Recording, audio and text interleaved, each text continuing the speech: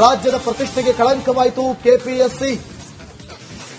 ಆಡಳಿತ ಪಕ್ಷ ಯಾವುದೇ ಇರಲಿ, ಆದರೆ ಅಕ್ರಮಕ್ಕೆ ಮಾತ್ರ ಕಡಿವಾಣ ಇಲ್ಲ. ಅಕ್ರಮಗಳ ತನಿಖೆ ಇನ್ನೂ ಅಪೂರ್ಣ. ಮತ್ತೆ ಅಧಿಸೂಚನೆ. 319 ಗ್ರೂಪ್ ಎ ಹಾಗೂ ಗ್ರೂಪ್ ಬಿ ಹುದ್ದೆಗೆ ಪರೀಕ್ಷೆ. ಒಂದು ಕಡೆ ಅಭ್ಯರ್ಥಿಗಳು ಕೆಪಿಎಸ್ಸಿ ಬೇಡವೇ ಬೇಡ, ನಮಗೆ ಬೇರೆ ಪ್ರಾಧಿಕಾರದಿಂದ ಪರೀಕ್ಷೆ ನಡೆಸಿ, ಕೆಇಎ ಅಥವಾ ಯುಪಿಎಸ್ಸಿ ಮಾದರಿ ಪರೀಕ್ಷೆಗೆ ಆಗ್ರಹಿಸ್ತಾ ಇದ್ದಾರೆ. ರಾಜ್ಯಾದ್ಯಂತ ಜೋರಾಯಿತು ಕ್ಲೀನ್ ಕೆಪಿಎಸ್ಸಿ ಕೂಗು. ಕೆಪಿಎಸ್ಸಿ ಅಂದ್ರೆ ಕರ್ನಾಟಕ ಲೋಕಸೇವಾ ಆಯೋಗ, ಇದು ನಮಗೆ ಬೇಕಾಗೇ ಇಲ್ಲ. ನಮಗೆ ಯುಪಿಎಸ್ಸಿ ಮಾದರಿಯಲ್ಲಿ ಅಥವಾ ಕೆಇಎ ಮಾದರಿಯಲ್ಲಿ ನಮಗೆ ಎಕ್ಸಾಮ್ ನಡೆಸಿ ಅಂತ ಬೇಡಿಕೆ ಇಡ್ತಾ ಇದ್ದಾರೆ. ಇವೆಲ್ಲವೂ ಕೂಡ ಹಿಂಗೆ ಮುಂದುವರಿತಾ ಹೋಗುತ್ತೆ. ಯಾವುದೇ ಸರ್ಕಾರ ಇದ್ರೂ ಇದೇ ಕತೆ ಅಂತ.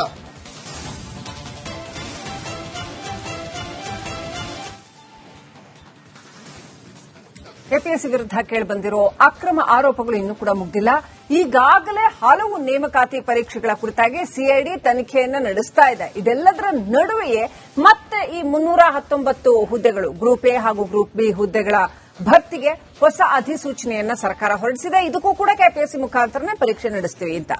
ಈಗ ಇದಕ್ಕೆ ತೀವ್ರ ವಿರೋಧ ವ್ಯಕ್ತವಾಗ್ತಾ ಇದೆ.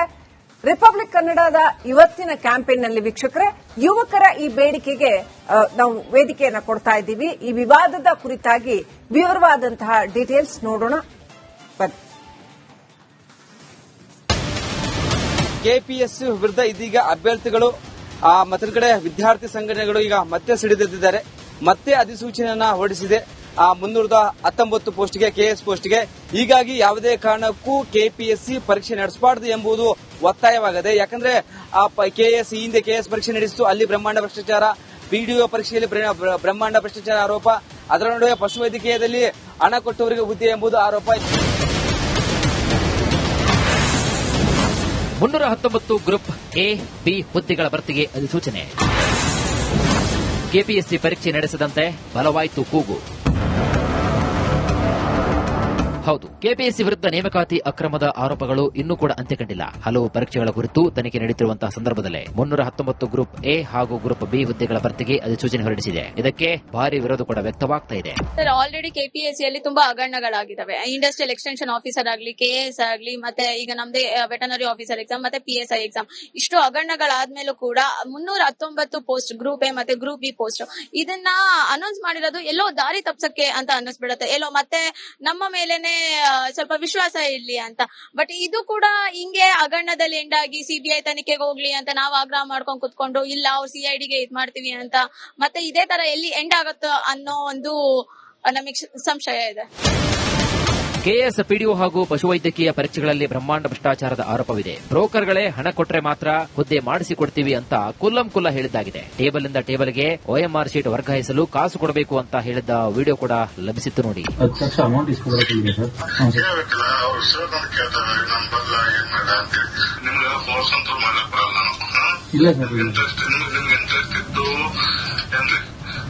ನಿಮಗೆಲ್ಲ ಬೇರೆ ಯಾರೇ ಮಾಡಿಕೊಡ್ತಿದ್ರು ಅಲ್ಲಿ ಮಾಡಿಸ್ಕೊಳ್ಳಿ, ಸಂತೋಷ ಇದೆ. ನನ್ನ ವಿಶ್ವಾಸ ಇತ್ತವ್ರು ಮಾತು ಮಾಡಕ್ ಸಾಧ್ಯತೆ ಅನ್ನೋದು. ಅಭ್ಯರ್ಥಿಗಳು ನೀಡಿದಂತಹ ದೂರಿನ ಮೇರೆಗೆ ಸಿಐಡಿ ತನಿಖೆ ಸಹ ನೀಡುತ್ತಾ ಇದೆ. ಆದರೆ ಈಗ ವಿರೋಧದ ನಡುವೆ ಕೂಡ 319 ಹುದ್ದೆಗಳ ಭರ್ತಿಗೆ ಅಧಿಸೂಚನೆ ಹೊರಡಿಸಲಾಗಿದೆ. ಕೆಪಿಎಸ್ಸಿಗೆ ಪರೀಕ್ಷೆ ನಡೆಸುವ ನೈತಿಕ ಹಕ್ಕೇ ಇಲ್ಲ ಅನ್ನೋದು ಅಖಿಲ ಕರ್ನಾಟಕ ವಿದ್ಯಾರ್ಥಿ ಸಂಘಟನೆಯ ವಾದವಾಗಿದೆ. 319 ಪೋಸ್ಟ್ಗೆ ಮತ್ತೆ ಕೆಪಿಎಸ್ಸಿ ಇಂದ ನೋಟಿಫಿಕೇಶನ್ ಮಾಡಬೇಕಂತ ಇದ್ದಾರೆ.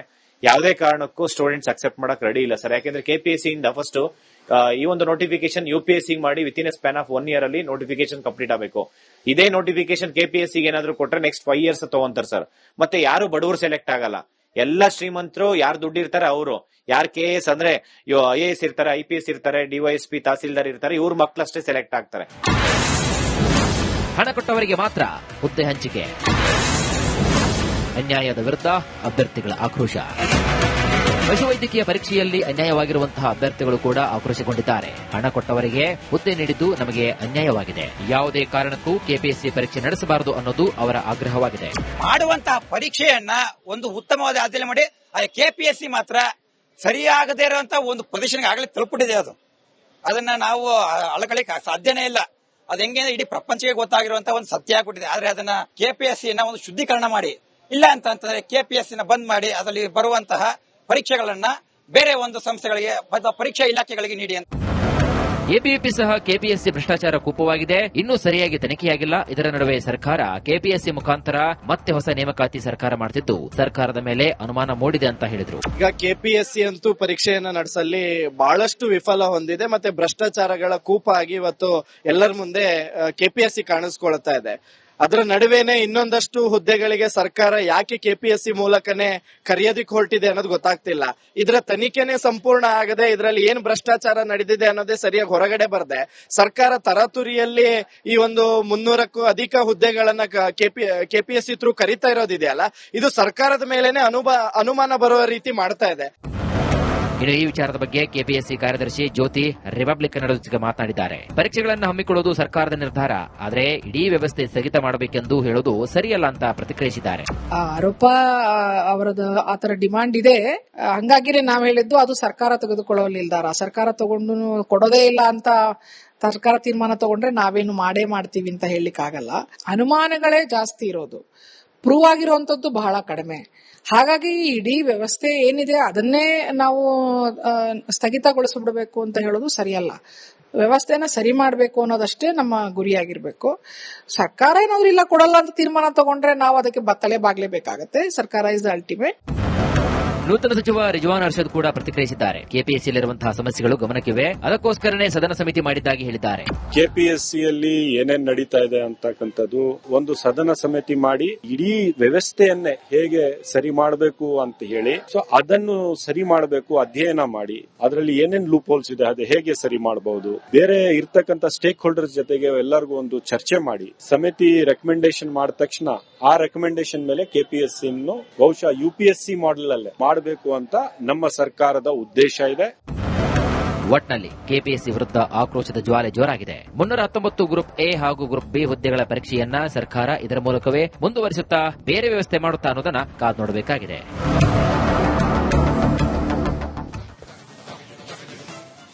ನೋಡಿ ಶ್ರೀಲಕ್ಷ್ಮಿ, ಈ ಮುಂದೆನೆ ಅಂದ್ರೆ ನಿಮ್ಗೆ ಇದಕ್ಕೂ ಮುಂಚಿತವಾಗಿ 1998ರಲ್ಲೇ ಈ ಕೆಪಿಎಸ್ಸಿ ಹಗರಣ ಆಗೋಗಿತ್ತು.